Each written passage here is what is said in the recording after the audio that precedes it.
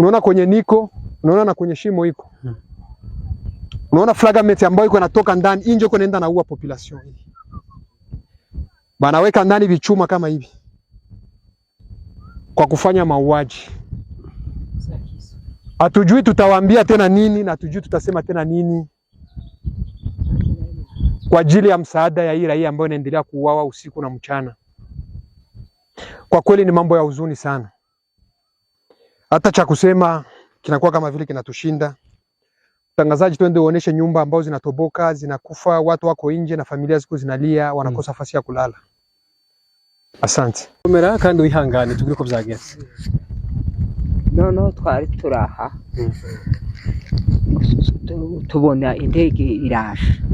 Yamiva hejuru nyine tubona ko yasi ibimuri. Imaze kwasi ibimuri iraza yamigina inzu y'umwana washira ikundagurira yitwika umurima. Amahoro y'Imana akomeze kubana namwe bakunzi ba Kodi Empire mu byo mudukurikirana, nizera yuko mwaramutse imporo turi mu gitondo cyo kwa igerekezo ya 12 ukwezi kwa gatandatu mwaka turimo twinjira mu kano cyacu. Ndibaza twatanguranye mwabonye video ntango ndabacishirizamwo ivyo ni imwe mu vyaranze imigwano yabaye ku munsi w'ejo hariya muri territoire ya Fizi neza na neza hariya mu Minembwe. Iyo ni imwe mu ma video yashoboye gusakara canke yashoboye kubonekana yerekana uburyo Sukhoi Su-25 y'igisirikare cya Congo FARDC yashoboye gukubita asoza hari inyisha amaze gucugwana, ndetse irakubita mu buryo udasanzwe, ndetse byanatangaje abantu benshi kubera ko ugerageje kuraba profondeur uja hasi y'ahantu Sukhoi yakubise cyangwa amabombe yakubise, ukabona mu buja hasi biraboneka neza yuko ari ahantu yarashe kabisa. Ibintu birayangara cyane. Muri kino kiganiro tuje kurabira hamwe ibyashoboye kononikarira muri iyo migwano, nkuko twamaze kuba tubitoza muri kino kiganiro. Twamaze kuba tubizana ndetse tubazanire n'ivyo abanyamurenge bariko barabivuga, kuko amajambo ni menshi.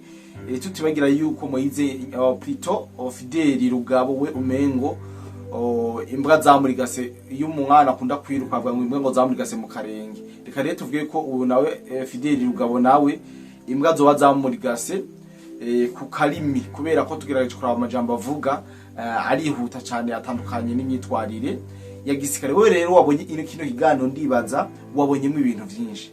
Wabonye uburyo bari kubarerekana yuko Sukhoi Su-25 yarashe amashuri arimwo abana bari kubariga. Naje ndababwira ukuri kose, eske abo bana barashe canke abarasiwemo ni bande, kuko amakuru yacu twatuboje neza nuko muri izo nzu harasiwemwo abantu, ariko ico tudahuriza ko nabariko baratangazwa yuko ari bo barasiye. Mu migenzo y'ikirundi reka mu nkunde manze ndamutse cyane mwebwe mwese mudukurikirana aho muherereye hose, by'umwihariko abumva ururimi rw'ikirundi, ndavuga abari mu Burundi, abari mu Rwanda, Kenya, Tanzania, Uganda, Mozambique, South Africa, Congo, henshi muri Afrika mudukurikirana muherereye. Tutibagiye abari i Burayi, abari muri Amerika, abari muri Aziya, abari muri Canada, hose muherereye mu mpande zine z'isi. Tubabwire ati mwiriwe cyangwa mwaramutse, biza kuvana n'amasaha uba uriko urarabirako kino kiganiro. Mbere yuko twinjira mu idonido, tubabwire ibyashoboye kononekara ku mirongo y'Uganda, ndetse n'ibyashoboye kumenyekana ko vyahononekariye. Tugiye kubabwira muri kino gitondo cyacu cyo mugoroba, muri kino gitondo cyacu cyo kuwa 12. Mu nkundire mubanze mukurikirane kaka video kwa wamufatanya bikorwa asanzwe afasha abarundi canke abakeneye ubuzi mu bihugu byanze, kugira ngo ashobore kubahigira ubuzi ndetse n'amaviza bashikana kugira ngo baze gukora baronke amafaranga. Nyuma yaje ndaje ndababwira kungina imigwano yarayigenze, ndetse nuko hazinduye ku mirongo ngamba, kuko amakuru yose twamaze kuba tuyegeranya.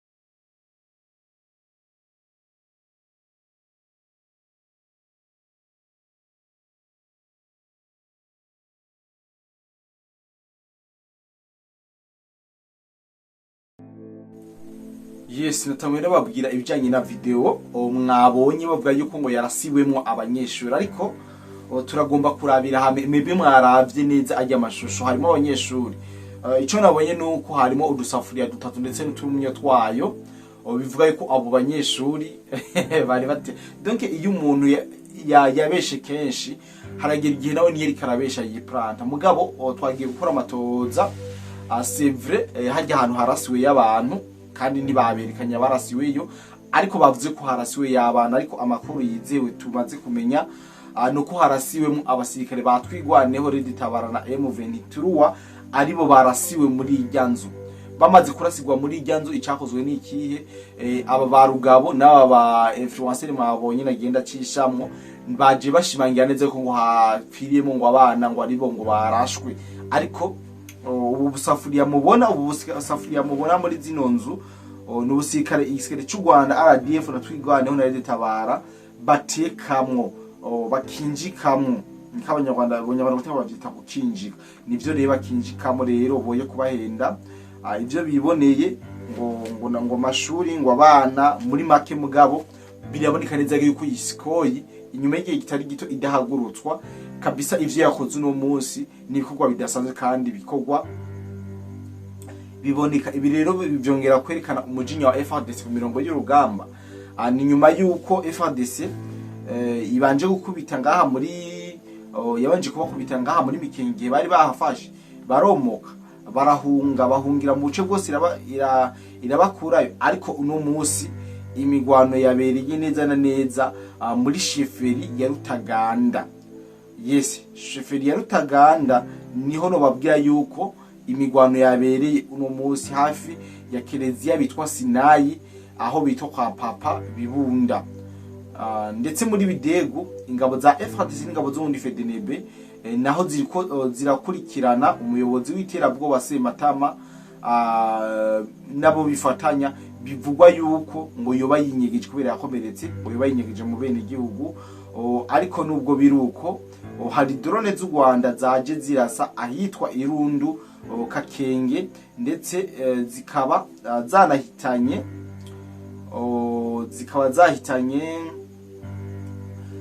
zahitanye abanyagihugu batari bake. Hambavu yuko FARDC yazanye siko ikabomba hadazino nyeshambe kazibabaza, M23 nawe yazanye iki? Yazanye amadrone irasa mu bene igihugu kuri uno munsi.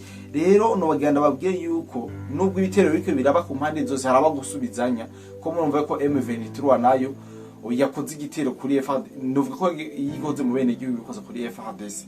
Ibi niko no bivuga no abataba ari kuri FARDC mu majambo yose. Ahari muri Bidegu no babwiye yuko ingabo z'Uburundi n'ingabo za Congo FARDC ziriko zirahiga bucece abakomeretse bose muri iriya migwano yahuje twigwaneho na Red Tabara. Biravugwa neza yuko ariko baravurirwa ngaha muri Congo. Ariko Sematama we amakuru yuko yagiye kuvurirwa mu gihugu cy'u Rwanda yaramaze kumenyekana, yarasohotse.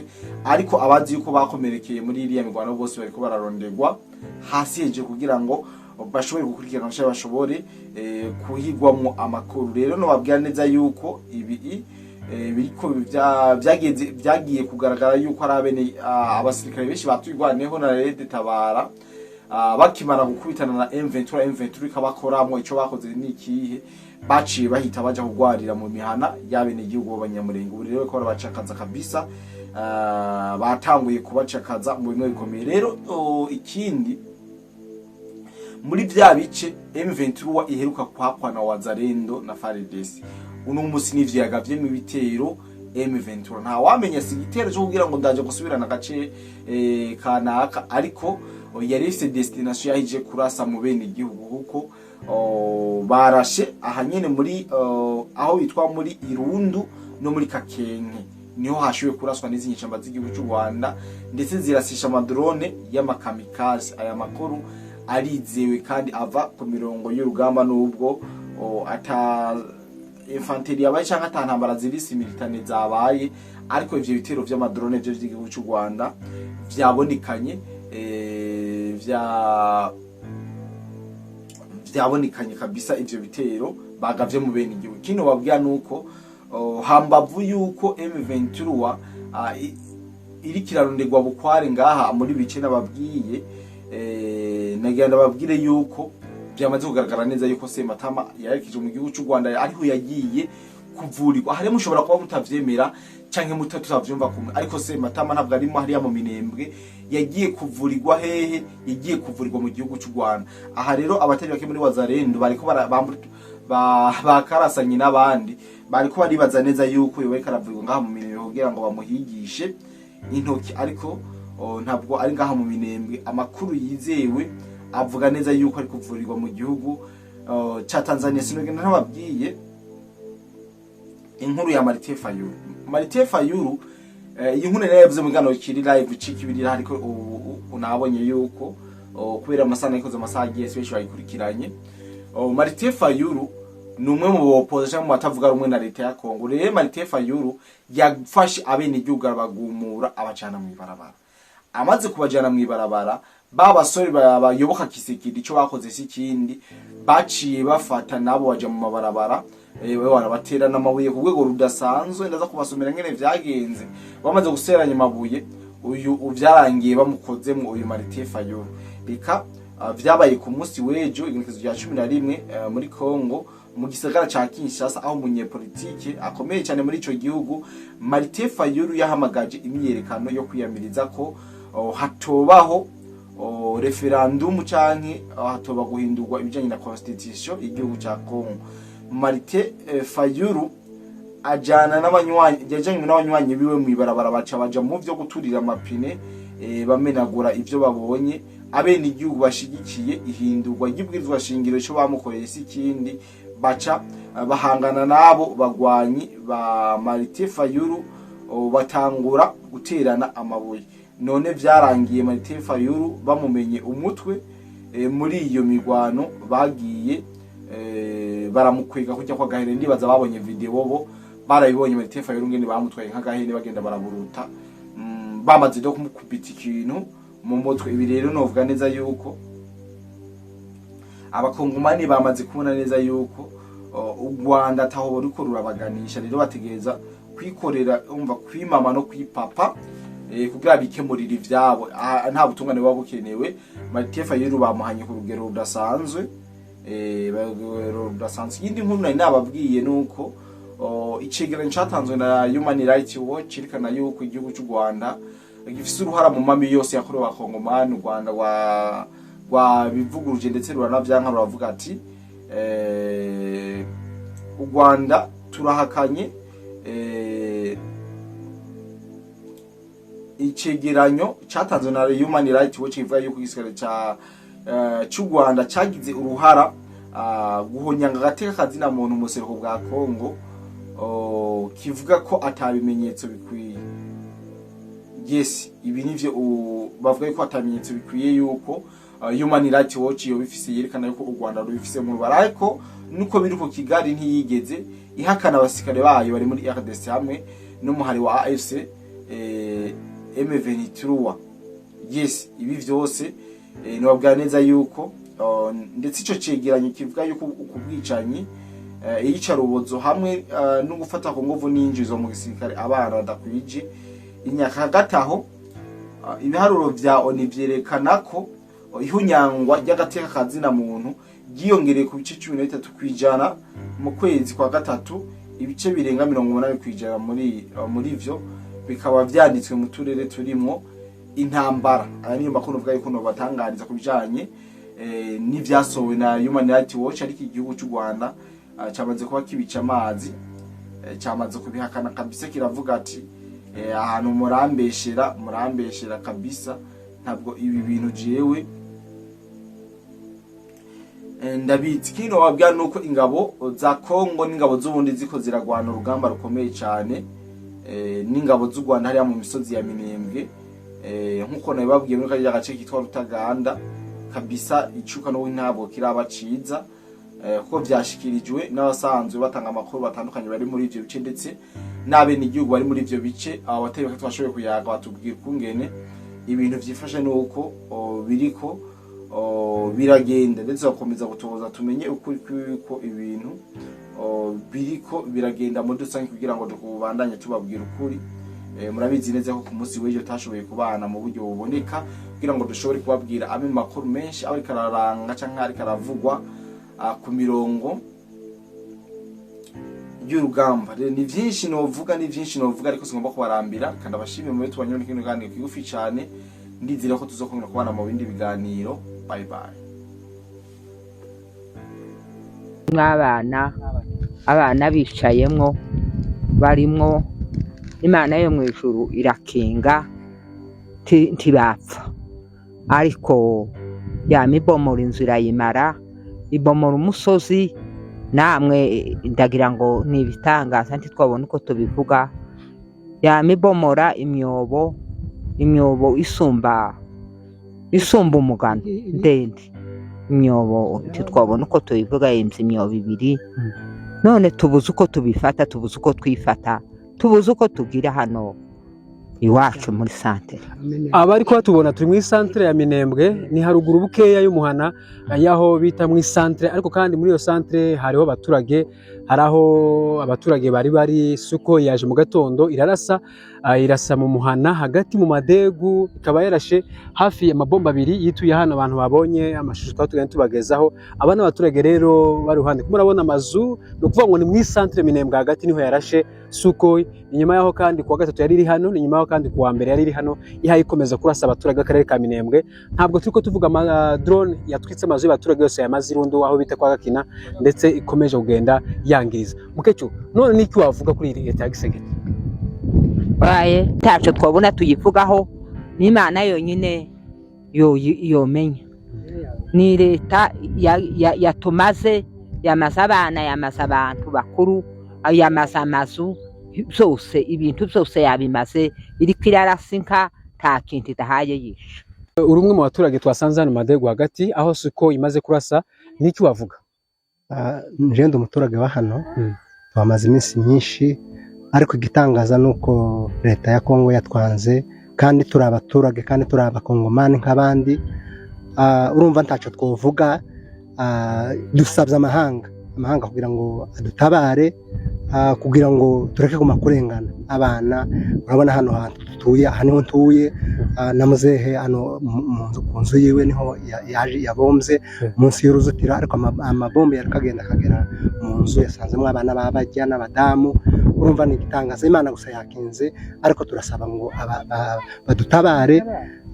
Amahanga niyo. Hari nkasanga hari nkasa 4 n'iminota 30 gucya n'irindwi gucya. Wini Peace mavugo rero tuko tuganira nawe, karagenda twereka uburyo ibintu byagenze. Aya na matera y'abaturage bari banitse hano hanze, hanyuma suko iraza iraharasa. Na abaturage n'impunzi zari muri inzu.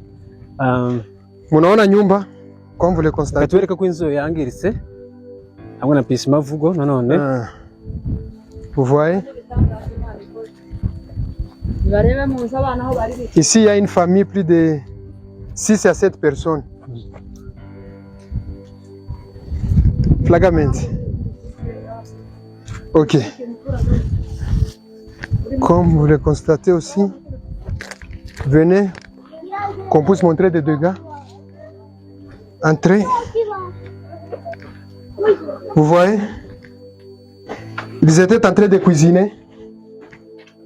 Ils étaient en train de cuisiner. Bariko barya hangaha nako bateka. Unaona walikuwa wanapiga gucumba abana baje. Flagament na wapiga.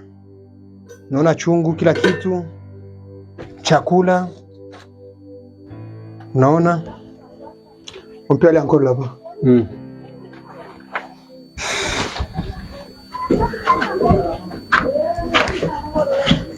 Dans une chambre.